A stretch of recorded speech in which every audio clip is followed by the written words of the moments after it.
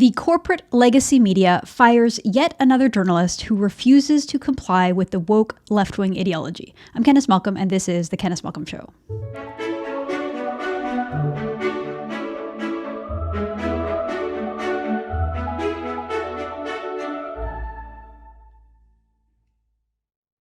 Hi everyone, thank you so much for tuning into the show. So it seems like an all too familiar story. The legacy media fires a bright and up-and-coming journalist for the crime of not being woke enough.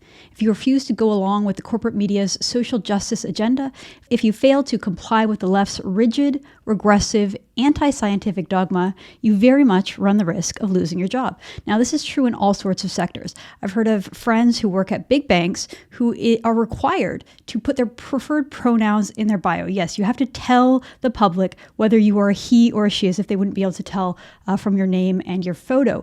And here at True North, we've reported about how government workers are now often forced to attend so-called anti-racist training, which is usually just filled with racist nonsense about white people being universally oppressive and irredeemably bad.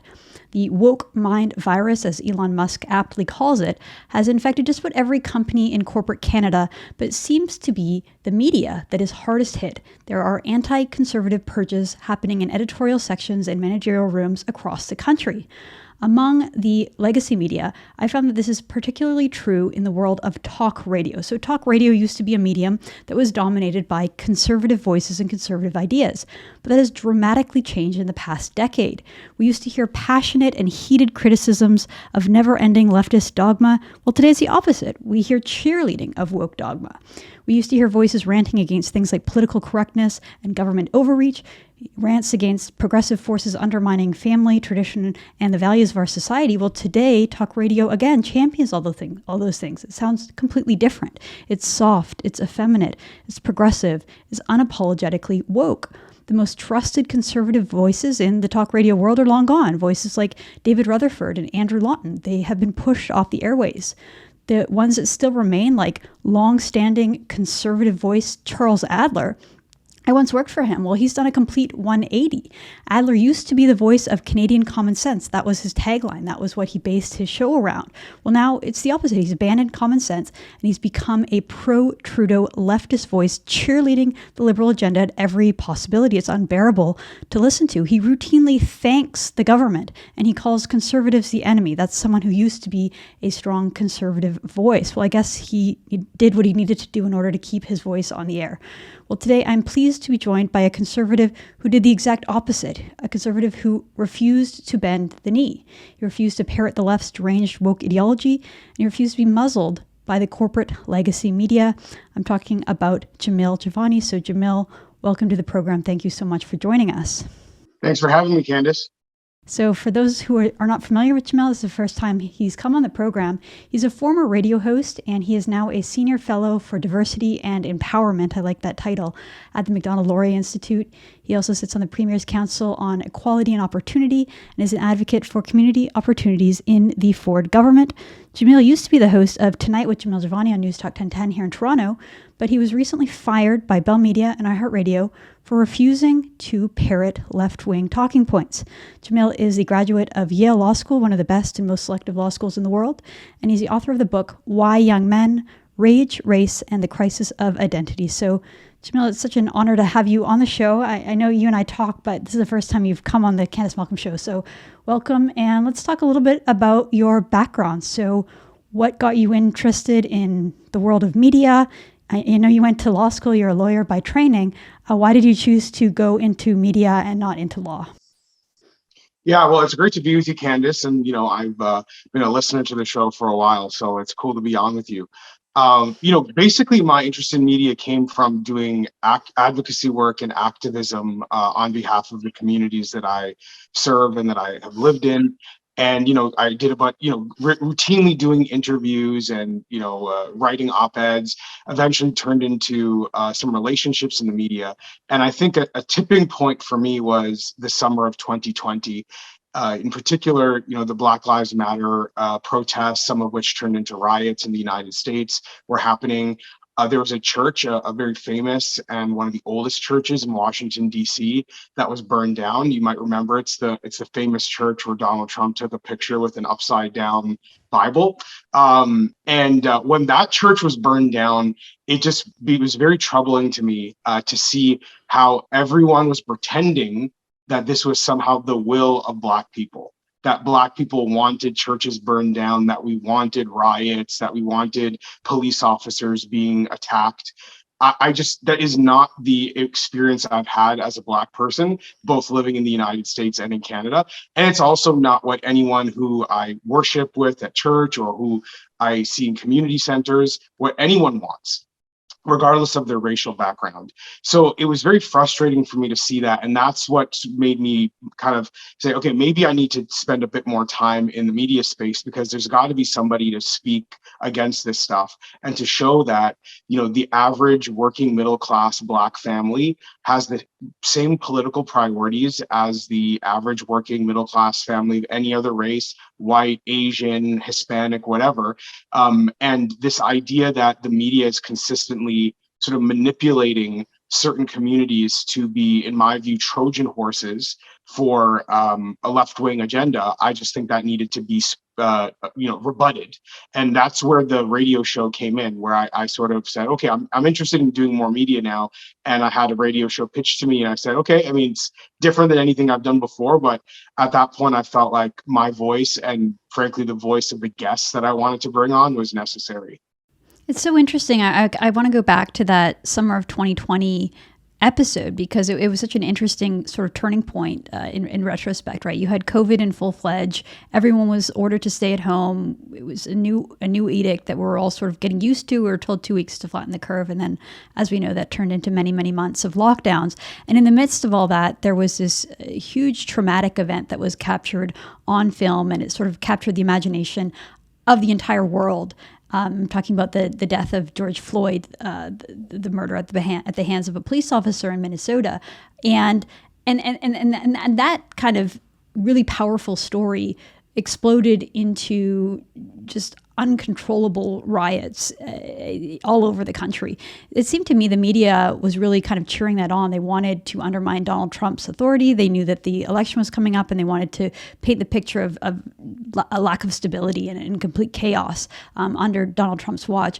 I'm wondering, from your perspective, how did things get so out of hand? And you said that the demands of people and the actions of the rioters and the protesters, there was peaceful protesters mixed in with the sort of chaotic rioters, was not the will of the sort of typical middle class Black family or Black people. So how did that get so separated? And like, what do you think of the fact that this issue of policing and police brutality aimed towards the Black community sort of got so separated from the best interests in protecting and ensuring stability and lawfulness in Black communities? Well, the unfortunate reality is that a lot of us who may be considered, symbols of diversity, whether it's Black people, Indigenous people, women, the LGBT community, often we get used by elite liberals who have their own political agenda, whatever it may be at the given time, whether it's an attempt to draw up voters, or whether it's an attempt to push forward a new policy framework or increase corporate power in a certain industry, a certain aspect of our lives, like big tech, for example.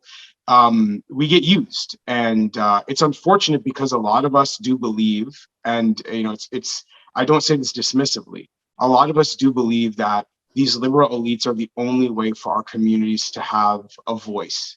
And so we're all too willing to accept being manipulated and being used by them. And I think that's what happened in the summer of 2020, which is, the Democrats wanted to get Black voters in particular, but I think all sorts of voters angry at the Republicans, angry at Donald Trump, so that they could count on their support in the 2020 election. And I also think that a lot of corporations who benefited, frankly, from pandemic policy, because they were big businesses, and small businesses, their competitors, are being put out. And so embracing race politics became a way to brand themselves as compassionate and thoughtful and caring at a time where masses of people were being locked down and big business profits were skyrocketing. So I really don't believe there's a lot of heart for disadvantaged people of any race among these liberal elites. I think a lot of it is using us as pawns. And I think the clearest example of that, as you mentioned, Candice, would be the way policing has been dealt with in the last 2 years. The reason why what happened with George Floyd is so tragic, in addition to him losing his life and his family having to mourn him, is that police are necessary in all of our communities, but especially where children are exposed to crime. No parent wants their son or daughter walking home from school and having to worry about a stray bullet hitting them. So in those sorts of situations, police violence is doubly tragic. One, because of the violence itself, and two, because it undermines a really important role for government services to have in creating an even playing field for people who are living in an environment where crime may be a greater influence over their public safety than in other places. And what we saw liberal elites do is, instead of leaning into that complexity and saying, okay, how do we try to solve this problem so we can have safe streets, but also make sure that police powers are used in safe and restrained ways, they decided to make police the enemy. And we've seen homicide rates in many areas in the United States increased dramatically since then, because liberal elites have created narratives and fanned flames of division between police officers and the communities that they serve. So if liberal elites have a heart for our communities, if their genuine interest is in the betterment of Black people, Indigenous people, women, LGBT, whatever minority group that, or in the case of women, majority group that they're claiming to have a concern for, I just think that outcomes would be different and policy choices would be different. And I think that exposes, I think, the real intention behind a lot of this so-called activism. Well, it seems like there's so many contradictions, Jamil, in the left-wing worldview and ideology, because I'll just give you another example. The left has also been sort of championing this idea of Aboriginal reconciliation, and doing the similar kind of routine where they look the other way when statues are torn down and churches are burnt down in Canada, and so they really pretend to take an interest in improving the lives of First Nations people, while at the same time they kill and cancel pipelines and projects that could give jobs and give meaningful work to people in northern communities. So while at the same time as sort of pretending to champion the cause, the policies that they enact harm the potential of working and having meaningful work in your life that enables you so much more growth. I see the same kind of thing with Black Lives Matter. It's like, the people on the left, the spokespeople, the media, they pretend to champion Black causes. They put a Black square on their Instagram, but then they also call for defunding the police. I know in Toronto there was a big issue. The Toronto Star did a big expose on the issue of carding, and the idea that Black people were disproportionately stopped by police, asked for their ID, and the idea was sort of the proactive policing, that they would go into neighborhoods that had higher crime and just sort of keep the peace to prevent crime from coming down the road. After the Toronto Star investigation, they stopped that practice and looked into it, and maybe there was some disproportionate racial profiling going on, but it's undeniable that the crime rate in Toronto went up after that, and we had more murders in Toronto than in New York City, I think in 2018 or 2019. So it seems like a lot of the policies that the left advocate for are actually worse off. I'm wondering if you can comment on that. Well, yeah. So the police carding, or street checks, it's called in some parts of Canada. One of the reasons why it's a problem is that it allows for too much discretion on the part of police officers to determine who is suspicious, who should be stopped, who should be questioned. And I think, as a conservative, I have a sensitivity to that, because I think it can enable government overreach into people's lives. But also, as a Black man, I have a sensitivity to it because I experienced those sorts of policies and what it's like when a police officer just arbitrarily decides to treat you like you've done something wrong when you haven't. So I understand the concern, and I don't think it would be wise to dismiss why people get concerned about these sorts of policies.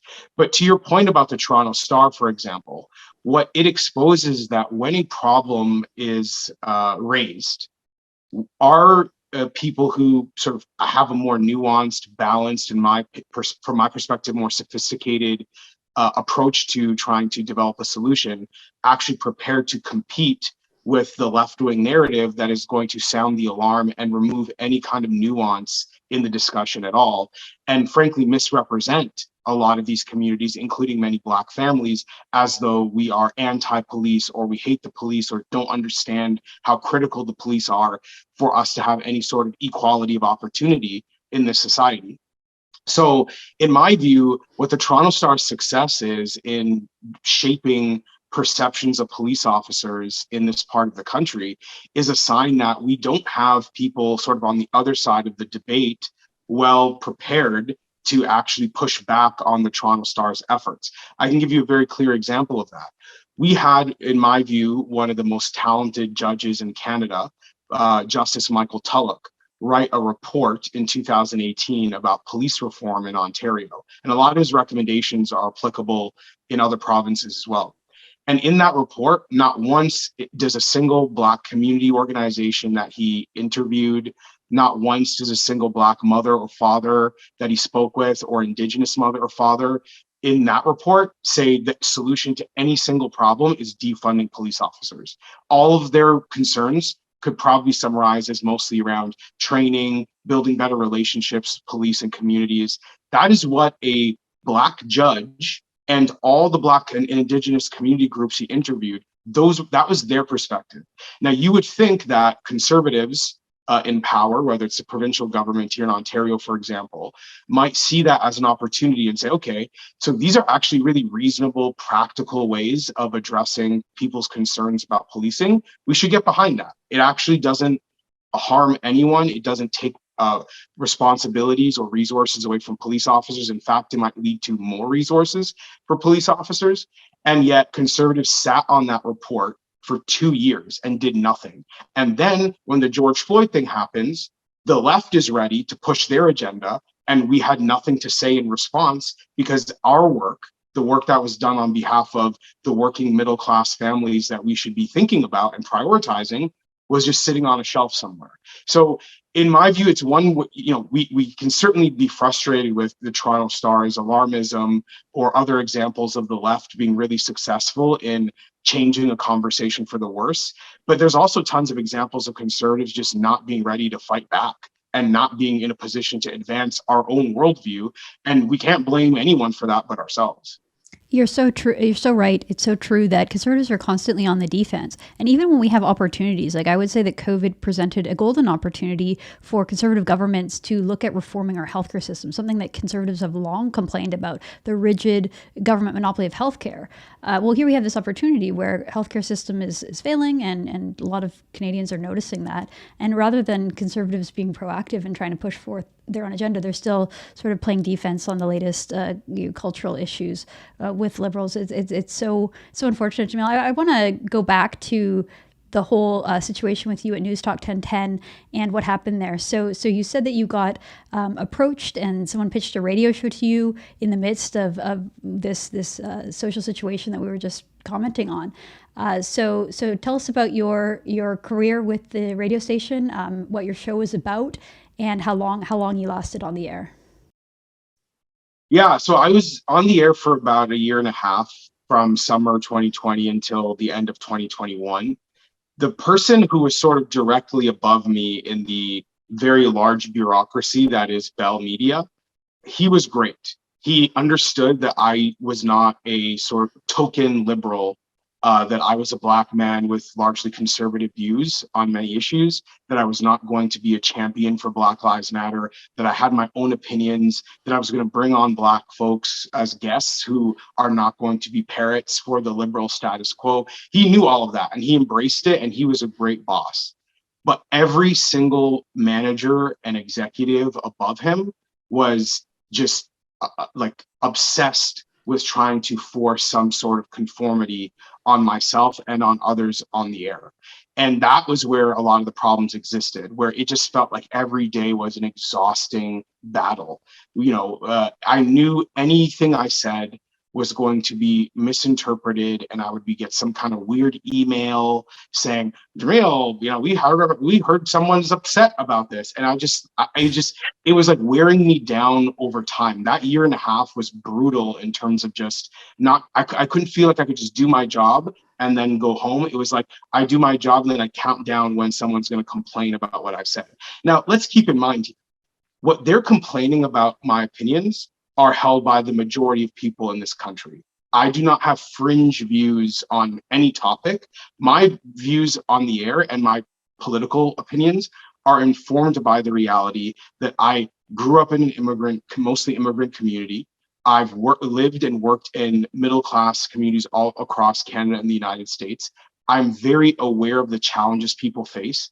And I want to raise a political conversation that I think actually responds to the concerns of the average mom and dad in this country. So they're upset with me because I am not taking these ivory tower liberal positions, whether it's on things like identity, race, and gender, whether it's on class issues like unionization, whether it's on the power of the state to punish people who come from communities that I think have historical reasons for being hesitant to get vaccinated and trying to encourage some sort of sympathy and empathy for those families. Like, it was just so weird to live in reality where most people, even if they disagreed with me, the average person I interact with at least can see the reasonableness in all the positions that I take. And yet in Bell Media, these people who want to sell you the internet and cell phones, who in theory should be responsive to what the masses of people think and believe and their priorities and their concerns and their debates, wants to push absolute conformity on a lot of these issues on the air. And that boiled over in Canada Day last year, where the day before Canada Day on June 30th, they wanted us to play a bunch of clips of people complaining about how racist Canada is. They wanted us to go on the air and basically decry the country as racist. And I was just like, this is not reality. Like, I grew up in Brampton in a neighborhood that is mostly Black and Sikh. I never once heard people badmouth the country. They may have issues with discrimination in some cases, or feeling like they're not getting an equal opportunity. Sure. But I never once heard people say, I wish I never came to Canada, or I wish I could leave this country, or wow, how terrible. Never once, never. And so the fact that they were trying to take their one Black radio host and turn him into a whiny white graduate student, I just refused to do that. And these white liberal executives, I think, took offense to the fact that I was unwilling to do what they asked. And I was very, as you could probably tell from hearing me out, very passionate about opposing their pressure. And, unfortunately, it's an industry, as you know well, Candace, full of people who are willing to bend the knee on everything, even when they disagree privately. The media world in this country is like a giant country club where people are afraid of offending their overseers because they may get kicked out. And because of my background as a lawyer, because I work in policy and activism, I don't need the media. And so I was not willing to let these people manipulate me into thinking I'll have no career unless I do what they say. It's just not a position I was willing to accept. And I think that more than anything is what led to them terminating me, was they realized, they've got someone who might set a bad precedent if other people in the industry look at me and say, oh, you can have a career while like saying what you believe and standing up for yourself. Well, we can't have that. So they tried to make an example out of me. And I think they thought that they could, incentivize me with money or with additional job opportunities to prevent me from telling the truth of what happened. But I'm not willing to sign an NDA. I'm not willing to take their bribes. I'm going to tell the truth. And, I know they're upset about that, but that's what happens when you treat people this way. They try to dehumanize conservatives. Well, we're going to force them to recognize our humanity. It's so there's so much irony in that story, Jamil, because they hired you to comment on a very public social situation that was going on with George Floyd and Black Lives Matter, and then they wouldn't let you have your own voice. They wouldn't let you say what you wanted to say. They tried to pressure you. So you had white liberals pressuring a young black radio host to repeat a certain type of ideas. And it's like, do they not realize how sort of out of touch and propagandistic they are? It's really wild. I wonder. I know that you said you started in radio in 2020, so you might not have known what the industry was like sort of back in the day. But when I was growing up, I remember my dad would always listen to the News Talk radio station in Vancouver, and it was right wing. That was what talk radio used to be. It was people talking about how they wanted smaller government, and basically to be left alone by government. And that was sort of the theme that I would constantly hear. When do you think that started to shift? And when did this sort of woke dogma and the necessity that everyone have the exact same opinion, when do you think that started to take over, and what was causing that? Well, a couple of things are happening here. So one of the big issues is that too many media outlets in this country are owned by a very small number of people.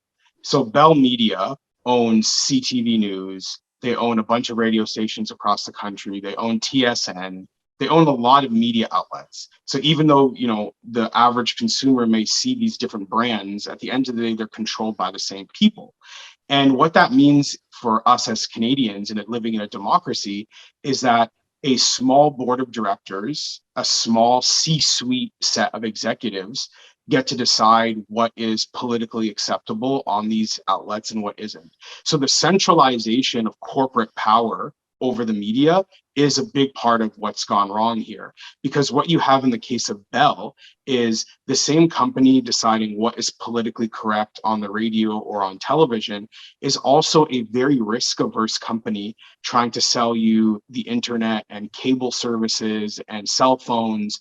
So they're taking a mindset of selling you products and applying that same corporate philosophy to the media, which I think the average Canadian would say, we'd love it if our media were independent enough to actually criticize big corporations. What if Bell Media is doing something that's harming the country? Like, for example, Bell Media as a corporation takes positions on political issues like, for instance, systemic racism, and then now it spreads that philosophy in how they want to talk about racism and race on all these media platforms.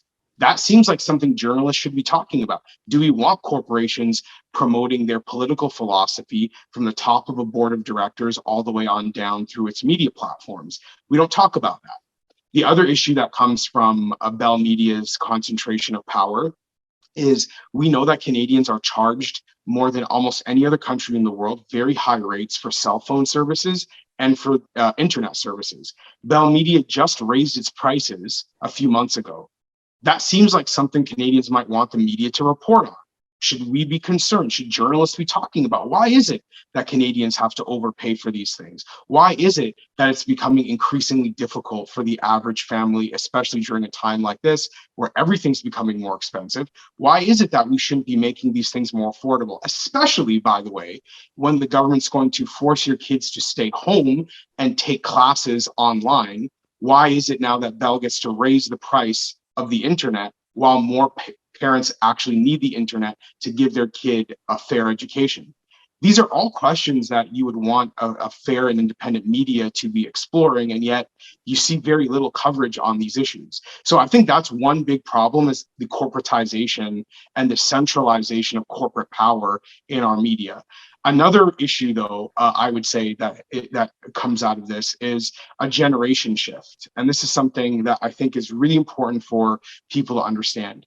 There is an older approach to conservative politics that I think is still welcome on a lot of these platforms. And what I mean by that is, if you come out on the radio or on TV and say, we should be cutting taxes, and I'm really mad at Justin Trudeau because he's not cutting taxes, that kind of conservatism is still embraced, because frankly, a lot of these liberal executives, they also want their taxes cut. They talk a big game, but they want to save money too. But what the kind of conservative politics that I would say is of our generation, Candace, where you're seeing, millennials, Gen Xers, Gen Zers talking about things like race and gender and being, and having a clear view that is different from liberal orthodoxy, or talking about inequality and what we do about the fact that, very small number of people got very rich during the pandemic, that big tech power is growing and accumulating at an unprecedented rate. These are the kinds of issues that I think younger conservatives are more inclined to talk about. These are the kinds of things I talked about on my show, and they have a very strong problem with that. So they would love it if they could trot out, elderly people to repeat talking points from the 1980s, because then they can caricature conservatives. They can say, oh, these people are out of touch. They don't know what's going on in the world right now. That's the kind of conservative they would like. And frankly, you can see even some politicians that mirror that approach to politics get a lot of support from the Bay Street type of crowd. But if you are bringing a different perspective, one that might actually challenge these folks, it can be a tough battle. And I think that's a big part of what's changed in the media landscape. Well, it's so true, because there's always a certain brand of conservative that wants strange new respect from the media, and I see it sadly too often with conservative politicians. Well, they'll present themselves as being socially liberal but fiscally conservative, as if that's the sort of acceptable combination in the media. Where you're completely right, the cultural battles of our time are really the defining issues, and those are the ones that certainly the media and too many conservative politicians shy away from. I'm not talking about social issues. I'm talking about cultural issues, and I actually feel, Jamil, that there's a bit of a turning point. Like, the left has had a dominance for the last, 20, 30, 40, 50 years when it comes to social progress, right? The left has pushed its ideas through academia, through the media, through corporations, big business. Everywhere you look, the left is gaining ground. But I think they've gone too far, and there's a couple of big examples. You see Ron DeSantis, the governor down in Florida, really pushing back against Disney, and it looks like, having a victory in terms of pushing through legislation that protects parents from their children being indoctrinated with the gender ideology in school. Disney pushing back, and then Disney losing their special status that gives them special tax and exemptions from regulations. So on the one hand, that cultural battle is being fought out, and I think won by conservatives. And then on the other hand, you have Elon Musk successfully, it looks like, buying Twitter and saying, I'm going to recreate Twitter to be what it was supposed to be, a free speech platform. So I'm wondering if you can comment on these sort of victories that conservatives have been having, whether you think that there is a shift and a turning point, whether you would categorize these as victories or if it's too soon to tell. What are your thoughts? Well, I think you're right that there is a pushback mounting. It's becoming more commonplace to see people, acknowledge, like, this has gone too far. This woke political movement, however you want to label it. I think it's becoming increasingly common for people to feel more comfortable saying what they probably believed 2 years ago, but didn't know how to say without potentially risking their jobs, their reputations. So that is a good measure, I believe, of pushback growing, is just seeing it be more commonplace for people to express dissent from this very well-funded, well-financed political movement. Where I'm a little bit concerned is with someone like Ron DeSantis. I think he's on the right track in terms of establishing some safeguards for how power is used in our society. I don't see the Elon Musk thing really being an example of that. Like, it's really just switching from one center of power to another. Maybe he'll use it in a way that's more pro-free speech. But even Jack Dorsey's comment on this is that he doesn't really believe that Twitter should be a private company anymore. He said that, and he said if it's going to be a private company, he's glad Elon Musk is in charge, but he doesn't believe that it should be a private company. And I tend to agree with that. And I think Ron DeSantis's views are in line with that too. Now, I don't know if that means it should be considered a public utility. Some of these big tech firms, I'm not super confident that's the solution either. But broadly speaking, I do think that we need some sort of regulations in place. And this is what Ron DeSantis has done well, just to make sure that power accumulating in the private sector is going to have some checks and balances, the same way conservatives rightfully want power in the public sector to have checks and balances. So from my view, that should be the ultimate goal. And any change that happens that doesn't increase accountability on powerful institutions probably could be a good first step, but probably is not where we should be hanging our hats, I think.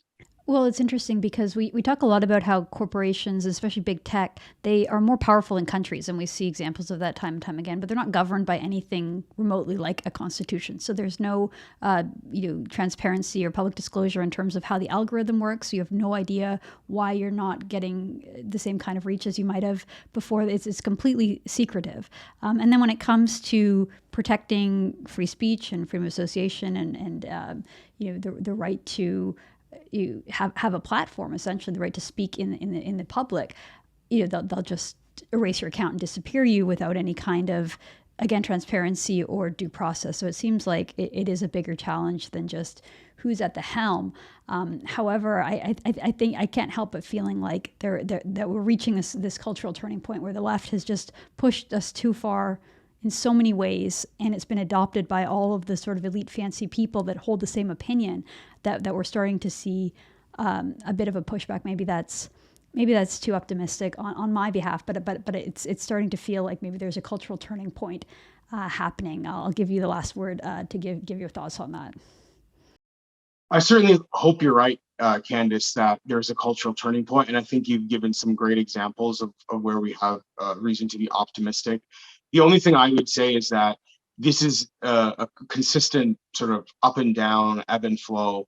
And really what conservatives need to do, in my view, especially in Canada, is build institutions, whether it's media organizations and policy organizations like True North, whether it's think tanks, or even businesses, whatever realm of society you're in, having institutions that are going to be steadfast in adhering to conservative principles and making sure that the ebb and flow doesn't leave conservatives without a place to have our voices heard, to make our concerns known to the public, and most importantly, to develop solutions on how we might make the world a better place.